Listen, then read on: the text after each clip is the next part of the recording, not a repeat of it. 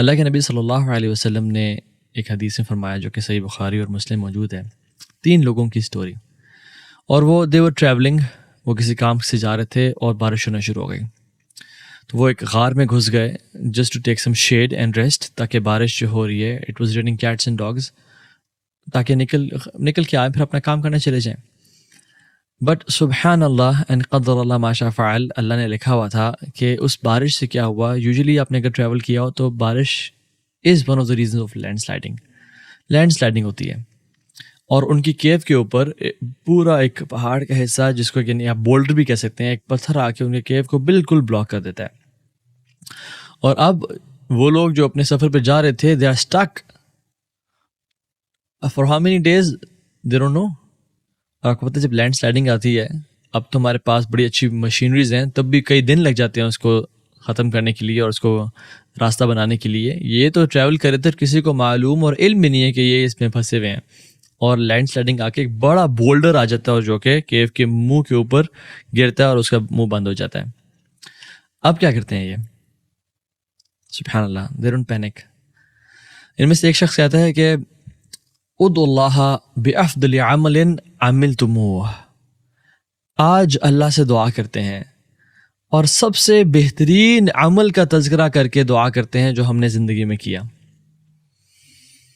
تو وہ کیا کرتے ہیں کہ پہلا شخص اپنے ہاتھ کھڑا کرتا ہے اور کہتا ہے اللہم ان کان لی ابوانی شیخان کبیران، یا رب میرے پیرنٹس ہیں، بزرگ ہیں، اولڈ ایج میں ہیں، تجھے پتہ ہے، اور کہتا ہے کہ اب دیکھیں اللہ تعالیٰ جو ہر چیز جانتے ہیں، بٹ اللہ تعالیٰ کو یہ دعا کرنے کا طریقہ ہے، اللہ تعالیٰ کو بتا رہا ہے کہ یا رب میں روزانہ اپنی بھیڑ بکریوں کو گریزنگ کے لیے لے جایا کرتا تھا، اور جب بھی میں واپس آتا تھا تو I used to milk them, اور وہ جو دودھ ہوتا تھا اپنی بیوی اور اپنے بچوں سے پہلے میں اپنے پیرنٹس کو پلایا کرتا تھا۔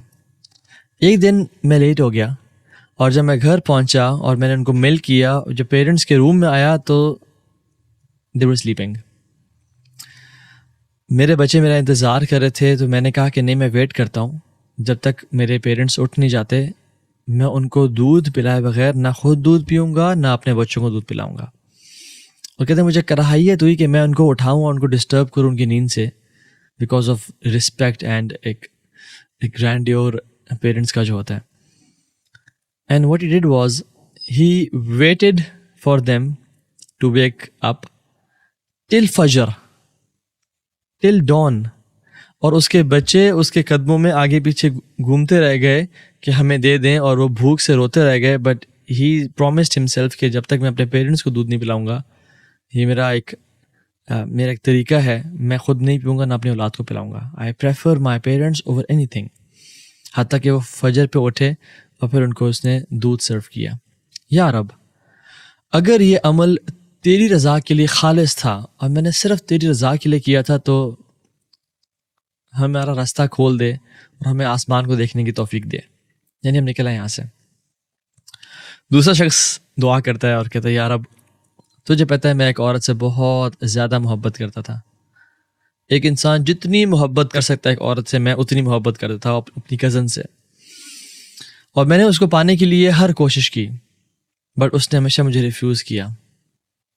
اور کچھ اور روایت میں یہ بھی آتا ہے کہ بٹ سبحان اللہ فیمن نے اسٹرائک کیا اور قحط آ گیا، تو وہ جو خاتون تھی وہ بہت مجبور ہو گئی، حتیٰ کہ وہ اس کے پاس ہیلپ کے لیے آئی، تو اس نے کہا کہ میں تمہیں 100 دینار دوں گا and I can get whatever I want. تو اس عورت نے مجبوراً کہا ٹھیک ہے، اور کہتا ہے کہ وائل شی واز پریزنٹ، اور اس حدیث میں یہ بھی آتا ہے کہ اس نے کہا کہ میں نے ہارڈ ورک کیا، محنت کی، اور وہ 100 دینار گولڈ کوائنز کمائے اس عورت کو پانے کے لیے۔ And when the day came, جب میں نے پیسے کما لیے اور اس کو دیے، اور وہ میرے پاس کمرے میں تھی اور دروازے بند تھے، یا رب مجھے کوئی نہیں دیکھ رہا تھا، and I was sitting right in front of her about to commit adultery and zina. She said اتق اللہ ولا تفض الخاتم الا بحقه فقمت وتركتها. اس نے مجھے کہا اتق اللہ سے ڈرو اور یہ جو I don't want to lose my virginity before marriage. میں زنا نہیں کر سکتی شادی سے پہلے. اگر میرا یہ عمل کروں گی تو نکاح اور حلال کے طریقے سے کروں گی، میں ورنہ نہیں کروں گی. تو کیا کہتے ہیں فقمت وترکتها، تو میں اٹھ گیا اور میں چھوڑ دیا میں نے اور چلا گیا. میں صرف یہ سن کے کہ میں اللہ سے ڈرو، اور میں نے اس کا مال بھی اس کو دے دیا، مال بھی نہیں دیا اسے. یا رب اگر تو جانتا ہے کہ میں نے یہ عمل تیری رضا کے لیے کیا تو راستہ کھول دے. پہلی دعا کے بعد بھی ہلکا سا ارتھ نے شیک کیا اور سٹون نے موو کیا. دوسری دعا کے بعد بھی جب اس نے کی تو پتھر ہلا، وہ بولڈر ہلا اور تھوڑا سا راستہ بن گیا، بٹ اتنا نہیں تھا کہ وہ ایگزٹ کر سکے، وہاں سے اسکیپ کر سکے. تیسرے شخص نے اپنے ہاتھ اٹھایا اور کہا اللہ میں نے اپنے لوگوں سے کام لیا اور اپنے جو ماتحت لوگ تھے جو کام کرے تھے ان سب کو پیسے دے دیے، تو ایک شخص جس کو میں نے 1 فرق یعنی 3 ساع آف ملٹ جو گرین ہوتے ہیں وہ وعدہ کیا تھا، تو اس نے مجھ سے نہیں لیے اور وہ چلا گیا. تو میں نے انہی گرینز کو انویسٹ کیا اور وہاں سے ویجیٹیشن گرو کی، اور اس کو بیچنے کے بعد میں نے کچھ شیپس اینڈ کیملز اور ہرڈ بھیڑ بکریاں لے لی، اور ایسی اس میں برکت آئی کہ وہ بڑھتے چلے گئے. اور یعنی سبحان اللہ یہ اس نے اس بزنس کو گرو کیا. تو کافی عرصے بعد وہ شخص آیا اور کہا کہ میرے وہ پیسے دو جو تم نے مجھ سے کہے تھے.